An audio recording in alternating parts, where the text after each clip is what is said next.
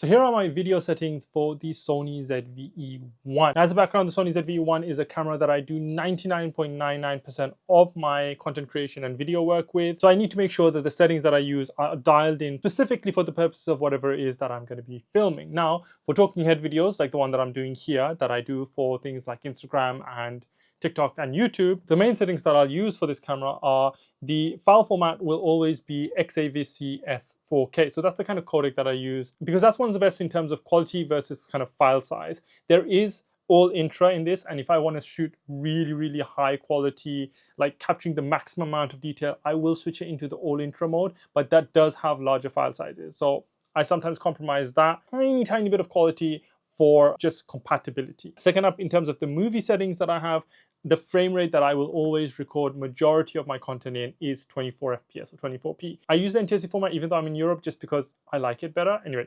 24p, and I will always have that set to 100 422 10-bit. So I am filming in 422 10-bit, which is the kind of highest encoding that you can get out of the 24 FPS on this. And that's also because I film everything in the S-Log picture profile, or in terms of this camera, the log shooting setting is set to flexible ISO, which does mean that I'm shooting in S-Log 3 with the S-Gamma 3 Cine color space. Now that's the kind of primary video settings that I use for things like vlogging and talking head videos, but I will switch that to 60 FPS if I need to film things in slow motion. I very rarely go into the 120 FPS, though sometimes if I really want that super slow motion, then I will go into the 120 FPS mode. But majority of the time I will film at 60 FPS for things like B-roll shots and slow motion shots. Now when filming in 24 FPS, obviously I need to also make sure that my exposure triangle is correct. So my shutter speed is always set to pretty much 1/50.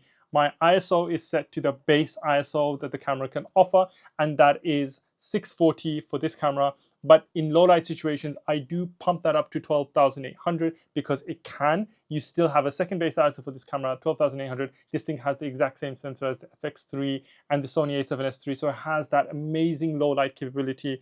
And of course, my aperture, well, the aperture depends on whatever lens I'm using, but usually I'm setting it at the lowest aperture available.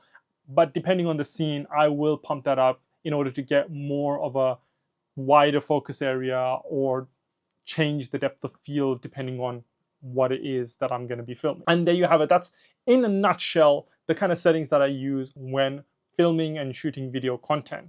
If you want a more in-depth, deep dive into my settings, then I will be creating a video for that very soon. So make sure you keep an eye out, make sure you're following, and comment down below if you do want to see something like that.